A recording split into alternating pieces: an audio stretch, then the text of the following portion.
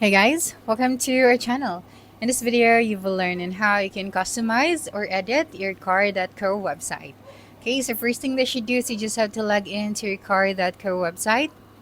Okay, and then after that, you'd be able to see here now all of your websites under your dashboard. Now, if you want to customize this publish website, you just have to click on this pencil icon so that you can edit this site.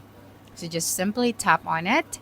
All right, and then you just have to wait for a couple of seconds, and then once you're here you can now start customizing this website. So you can add your elements, remove the existing elements that you want to replace. All right, so for example this one right here.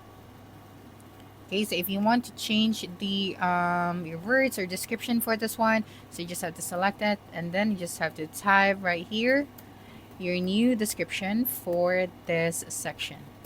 Right after that, you just have to click on the done option, and once you're done customizing this website, just have to publish it once again. So click on the three horizontal lines that you can see at the top right of your screen, and then click on the publish option and click on publish changes. So that's it for this video. If you think this video helped you solve your concern, please subscribe, like this video, and leave your comment below. Bye.